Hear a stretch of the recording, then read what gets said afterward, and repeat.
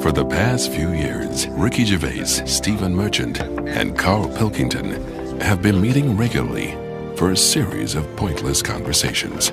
This is one of them. Testing. Is that all right? Hello and welcome to the Ricky Gervais Show with me, Ricky Gervais, Stephen Merchant. Hello. And the little round-headed buffoon that is Carl Pilkington. All right.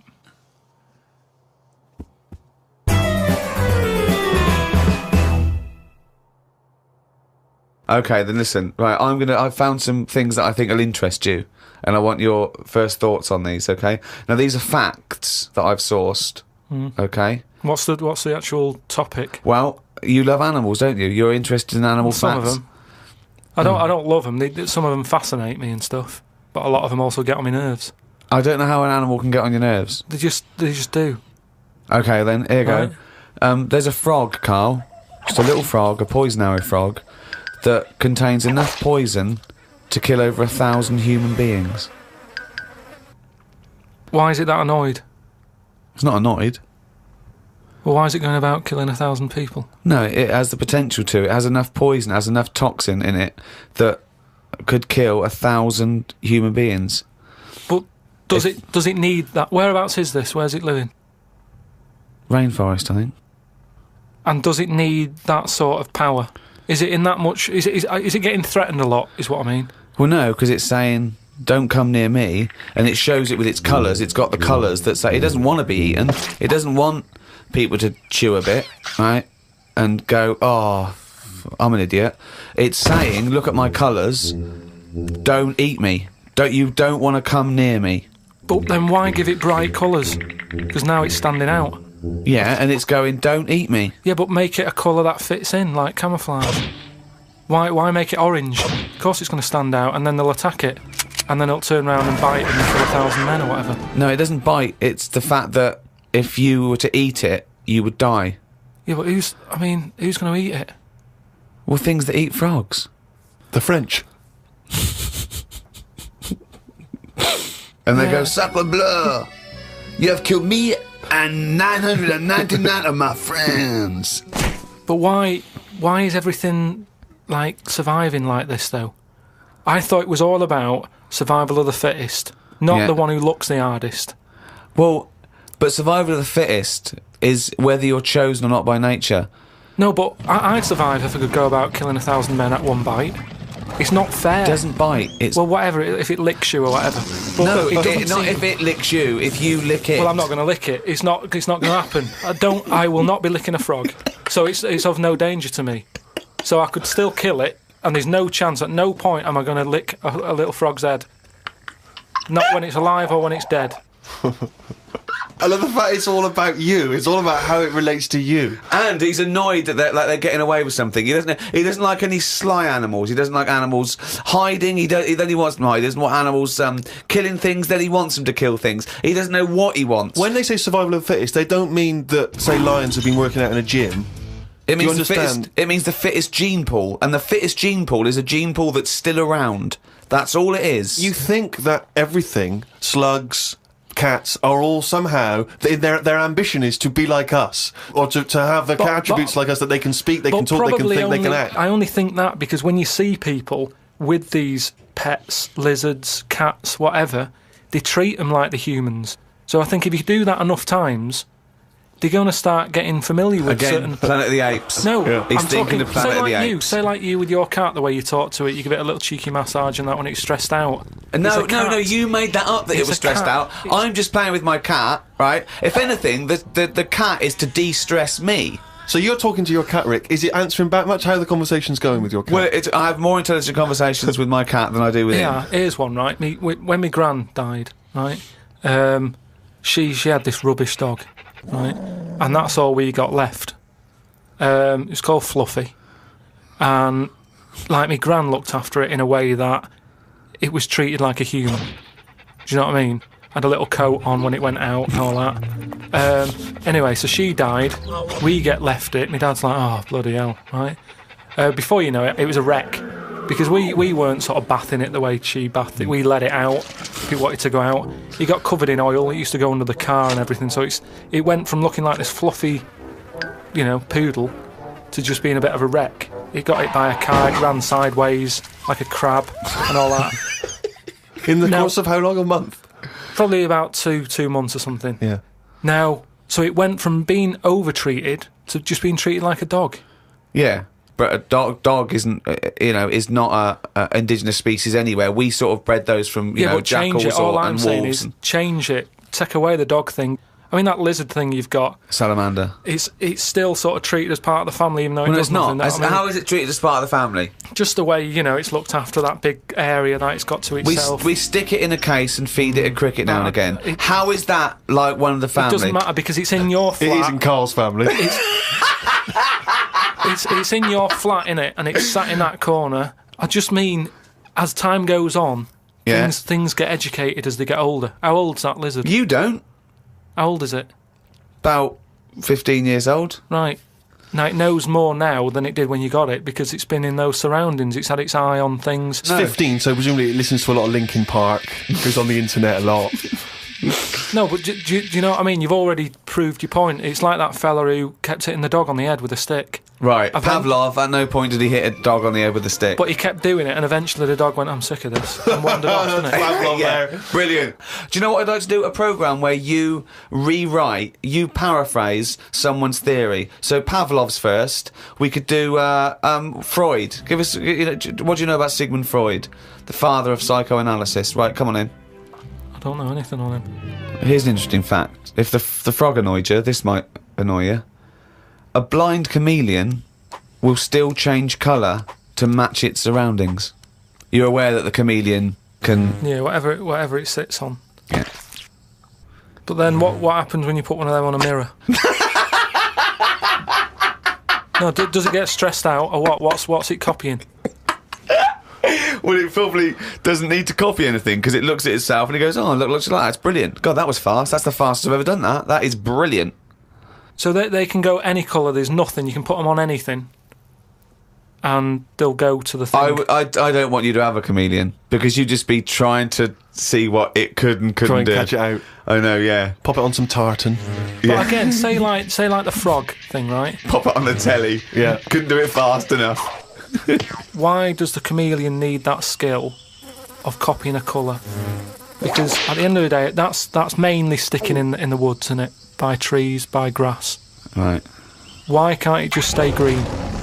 That's all it needs. Those colour changes are only for camouflage, aren't they? I don't know. Some of them are for attraction, some of them to show moods, anger.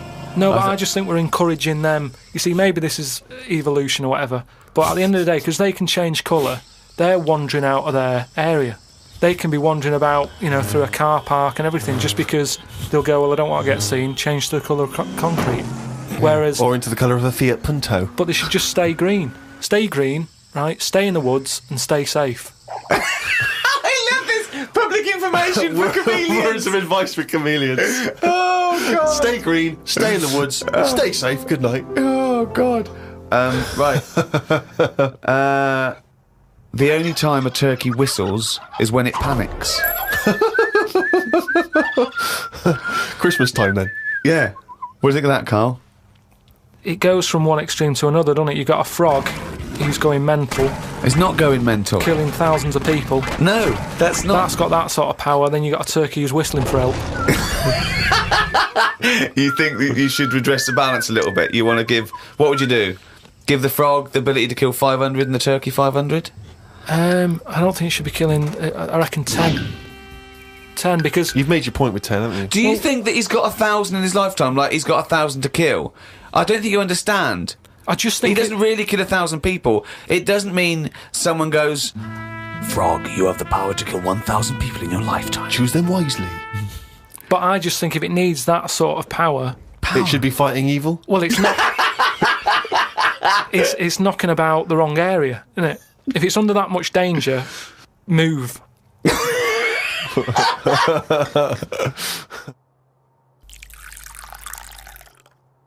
I was thinking the other day about, your body and everything, because it is amazing, isn't it? How it works. Oh, yeah. Does the brain control you, or are you controlling the brain? I don't know if I'm in charge of mine. Nor do I, There's Carl. a surprise. Nor do I, No, Carl. do you know what I mean, though, by that? Does the brain control you, or do you control the brain? Like, don't you ever sort of think sometimes? Say if you're making, But 'cause you I are was the making, brain. No, but I was making a shopping list, right? Going right, I need some rice, kidney beans, and I thought I had everything, and I sort of was rolling up the paper, and then something went, oh, an onion. Your brain did Something that. went an onion. Was it No, Suzanne? well, my brain sort of went, you forgot something. Yeah. I didn't think I'd forgot. I was No, putting you that- are your brain. No, but don't you understand? My brain was I was in control of my brain when I was writing down rice and kidney beans. But you're not in charge of the onion. That's another part of the brain that's in charge of the onion. The onion sector. No, but I'd put the paper away, putting my coat on, ready to go and get the rice. Yes, but your onion lobe kicked in. What? So you put the paper in your pocket, you got the coat on, then you just suddenly hear Then from it nowhere, was just like onion. Yeah, I'm not even thinking about that shopping list. It's in my pocket. I'm thinking, do I need my gloves? It's cold out. Yeah. Suddenly, onion. And it was like, oh yeah, onion. Yeah, I had to get the paper out. You So had what to I'm write that saying down. is, But who's there's who's in charge? The mind. The brain is the. What are you doing? Who's in That's charge? just you forgot the onion, and then you remembered the onion. You must have forgotten things in the past. No, but not like that. Not where, like, it just made me think that was weird. Who reminded me of that? You did. Yeah, but I'm not. No, you are your brain. It's not like there's you, then there's a brain, then there's an extra one looking down at it. Oh, the meta brain, the thing above it. No, but your brain. How does your brain work? You give it information, don't you? Well, it takes. Do you mean you give it information? Well, if I sat in a room with nothing, not feeding it anything, it wouldn't know anything. No, but there's this thing But that there's then- two yous. It's this thing that there's this. Carl and Carl's brain. Yeah, there's not a duality in this. If you go, come on, now think. That's the brain saying that to itself. It's not. There's not two people in there having an argument. Come on, brain. And the brain's going, oh, don't you start, I was thinking then. And the other thing's going, brain, onion. And the brain goes, Carl, onion. You are your brain. If you are anything, you are your mind, your brain, your collection of memories, your personality. You're not what you look like. Does that answer your question, Carl? What did you think of then? You were thinking of a tortoise on a skateboard then when I did that last sentence, weren't you? You know, whilst you've been working on that, I've been travelling about a bit. Went to Dorset, right? Nice beach there. And you know those huts you get? Like a hut on the beach, and where you get changed? you can get changed in it, but they're better than that. It's like you can put a telly in it, sofa if you want. Oh, you don't mean the Victorian changing huts? Yeah, You those mean sort like... of things. It's sort of bigger than that. Yeah. And we were walking down there, and there was a really sort of big fat family in one of them. There was about 4 of them, and you could tell that they'd never had a game of anything. Do you know what I mean? They just sit down there, eating ice creams, looking at the sea and what have you. And the weird thing is, the little fat kid, the youngest one, who must have been, I don't know, about 8, he was really fat to the point of you couldn't see his neck. Yeah. And he sat at the front of his mum and dad and his older sister. He sat there, and he had a frisbee, and I thought, look, they don't want to play with him. I mean, that's an active game to play, isn't it? Yeah. Frisbee. As we got closer, he was just using it to eat Maltesers out of. I just thought, even again, you know, the one active thing he's got, he's using it to eat out of. Yeah. Extraordinary. And that just sums up what people are like now when it comes to keeping fit and activities. Oh, that's fantastic. One thing I've noticed, that because I occasionally go to the gym, and you know those guys who work out constantly to give themselves extraordinary physiques. Just they're on the trip, they're on the weights, and they're really. And I noticed in the summer particularly, those guys cannot wait to get their shirts off. Yeah. Everywhere you see, they're walking around. If they've got a good torso, they are walking shirts off. Even I think if you go to nightclubs, I notice there's always one guy who's thinking, well, I have put so much work into this body, I have got to get my shirt off on the dance floor. A vest, yeah. You know, and it comes straight a off. brand new tattoo. I'm not covering that up. Exactly. I've paid a lot for it. Let's see it. Yeah, yeah. But that's what we were saying about bodies. I can't remember why we were talking about it. We've got to a point in science now that you can change your head. Right? No, well, that doesn't make any sense at all. It was a program on. It was done in the 50s or 60s where they stuck a monkey's brain on a stick and had it wired up and it still worked. Right. Right. Okay. And that was in like the 60s or right. whatever. Okay. Well, So- to say to change your head makes no sense at all. Because if you put a different head on a different body, you're changing the body. Yeah, I know. Well, that's what I'm about to say to you, though. What? That's what I'm saying. That I'd be more confident if I had someone else's body. Because if anyone dissed it, I can go, no, it's bad, innit? But it's What not are you mine. talking about? Well, it's like, say... As opposed to someone else's head? yeah. Well, What, it you'd wouldn't be rather- me, would it? The head is me. Well, of course it is. That's what I mean. Yeah, So the what do you head's mean? me. You'd be happier having someone else's body? What, than your own? What I mean is, say if you're wandering about, for some reason, there's an incident.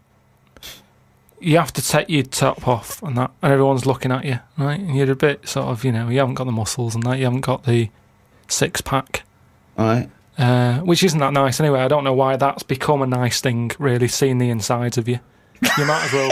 I mean, I know I came up with the see-through skin idea, but it's a bit weird, isn't it? You can see stuff. No, it's the muscle in front of the... No, it's not. Sometimes is. you can It's see not the- It's not the tubes. outline of your No, organs. you can't see tubes. You can see tubes and veins and stuff. Well, you can see veins. Yeah, well, I don't want to see that. That's why we've got skin over it. Is Well, what stop I mean. looking at naked men, then. Why- No, you but keep- sometimes you can't help it because it's been hot, and like you say, there's people walking about with vests on and that.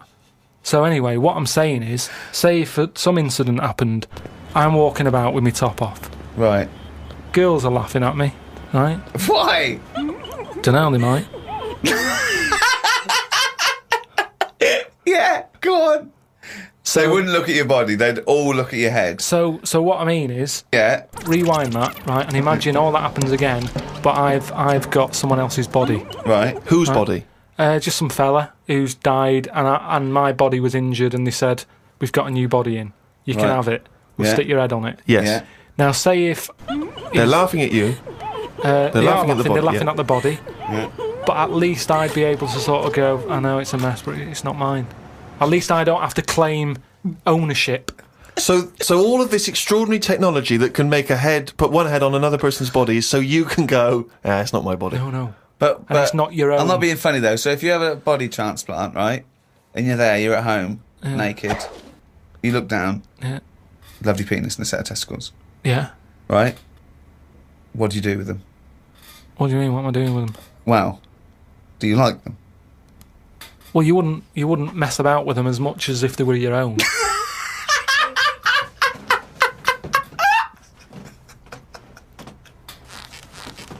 But if you did mess about with them, would you feel guilty that you were messing about with another man's testicles and penis?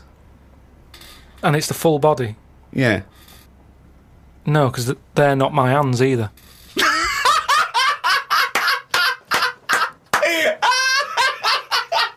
You're a genius! You're a fucking genius! So what you're doing is watching someone else wank. Yeah.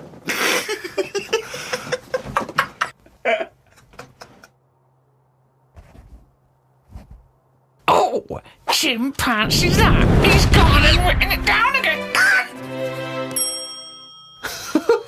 That's the ever-changing jingle for Carl's diary, excerpts of which we like to read each week. Walked through Covent Garden. There were 5 of them mimes knocking about. I don't understand why people take pictures of mimes. Everyone looks like a mime in a picture. That's so true. That's really true. If the point is they're staying still, if that's their skill, a picture won't tell that story. That's absolutely true. My dad took the cat to be put down today because it kept bumping into things since losing its sight. My mum said she's not going to get another one. She said the parrot is looking worried as it's seen the budgie and the cat go in the space of 3 months. Your mum said the parrot's looking worried. What happened to the cat then? It gets into a lot of fights. It lost one eye, and then it got into another fight and lost another. Oh, and it was no. just walking around bumping into stuff. The vet sort of said, we can do stuff to keep it alive and all that, but it's a bit out of order, isn't it? Because it costs a fortune. They shouldn't tell you. But Mum and Dad can't afford to have eyes put on it and stuff. no, you can't have eyes put on a cat No, anyway. but they said, we can do something here. We can What? have its eyes sorted out. But I don't think you should be allowed cats. Why? Not the Pilkington family. Why not? Well, They they have keep good dying. lives. Yeah, I know, but they have good lives whilst they're still knocking about. It's just that we get through them. It's a good job you're not going to have kids. Oh, God almighty. I can't believe it. A mate sent me a story on email about a bloke in China who has this weird illness that means he can't have his picture taken. That's not the weird bit. If he tries, his body doesn't appear in the photo. Don't talk shit. He has had group pictures taken and everyone appeared apart from him. Don't talk shit. The That's story bollocks. had a picture next to it of a family photo and it said he was stood at the back, but you couldn't see him. Right, he wasn't in the picture. He was in the picture. No, he wasn't in the picture. We've done loads of tests and stuff. No, on him. I haven't done loads of tests. This is bollocks. There's no way this is scientifically possible. What's his want? Yeah, now he's wanted. Just a white bit of paper up on the police wall. Have you seen this man? What man? If you see him, tell us.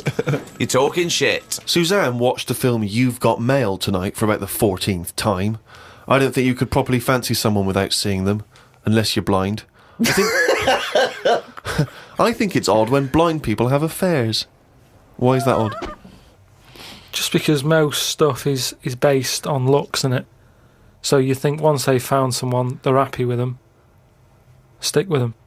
But no, it's not true. But I mean, most things are based on looks. What I mean is when you first like meet someone and that. Well, initially it's only looks because you don't know them. So that's what I'm saying. But that's a ridiculous thing to say, isn't it?